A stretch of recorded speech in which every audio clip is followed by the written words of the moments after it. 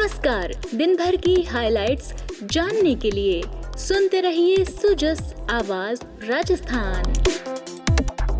नमस्कार, सुजस पॉडकास्ट में मेधा से आप सुन रहे हैं प्रदेश की खास खबरें। नजर सबसे पहले आज की हेडलाइंस पर। मुख्यमंत्री भजनलाल शर्मा ने 128 ब्लू लाइन बसों को दिखाई हरी झंडी। राजस्थान रोडवेज की आधुनिक बसें प्रदेश भर के 23 आगारों को की गई आवंटित। मुख्यमंत्री के निर्देशन में धार्मिक और हेरिटेज टूरिज्म को मिल रहा बढ़ावा। नाहरगढ़ आमेर को मिला आइकॉनिक टूरिज्म डेस्टिनेशन का स्वरूप। रणथंभौर और द्वारिकाधीश मंदिर में भी विकास कार्य।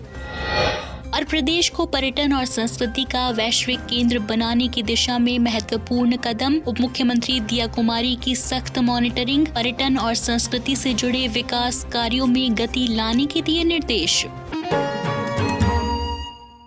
और अब सुनिए समाचार विस्तार से।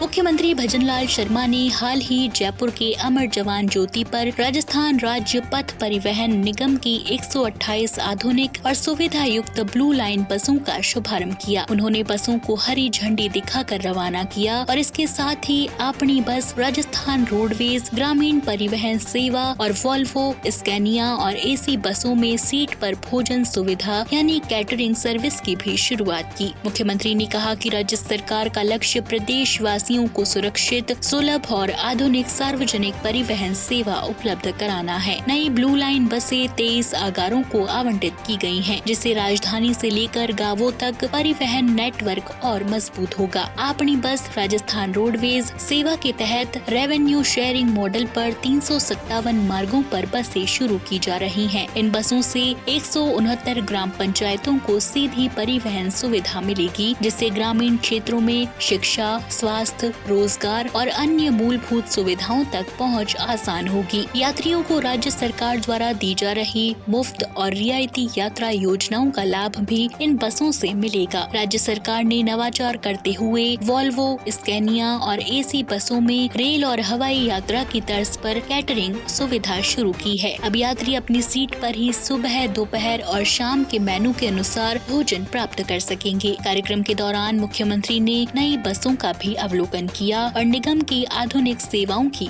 जानकारी ली।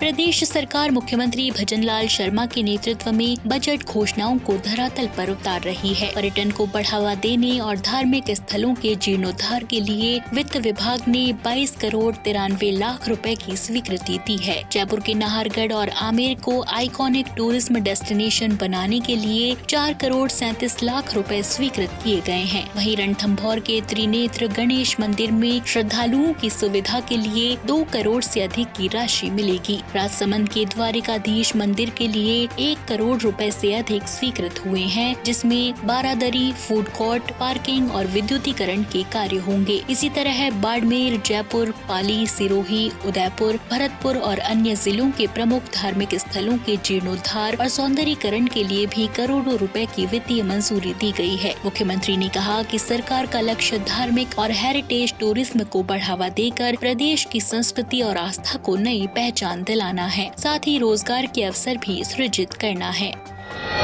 इसी कड़ी में उप मुख्यमंत्री एवं पर्यटन मंत्री दिया कुमारी की अध्यक्षता में हाल ही पर्यटन विभाग और कला, साहित्य और संस्कृति विभाग की समीक्षा बैठक हुई। इस बैठक में ऐप, पर्यटन केंद्र, वॉर म्यूजियम, गोविंद देव जी मंदिर विकास, शेखावाटी हवेलियों का संरक्षण, ropeway, hop on hop off bus सेवा, स्काई डाइविंग, खाटू श्याम जी मंदिर, जयपुर में concert area, Malaseri, tribal circuit, Amer विकास, जेकेके और शिल्पग्राम जैसे विभिन्न विकास कार्यों और परियोजनाओं पर विस्तार से चर्चा की गई। इसके साथ ही एडवेंचर पॉलिसी और फिल्म पॉलिसी से संबंधित बिंदुओं पर भी विचार विमर्श कर उप मुख्यमंत्री ने अधिकारियों को आवश्यक दिशा निर्देश प्रदान किए। उप मुख्यमंत्री दिया कुमारी ने कहा कि पर्यटन और संस्कृति से जुड़े सभी विकास कार्यों की प्रगति में तेजी लाई जाए और तय समय सीमा में लक्ष्यों को पूरा किया जाए। उन्होंने अधिकारियों को निर्देश दिए कि सभी योजनाओं को प्राथमिकता के आधार पर आगे बढ़ाया जाए, ताकि राजस्थान पर्यटन और संस्कृति के क्षेत्र में देश और विदेश में और अधिक पहचान बना सके।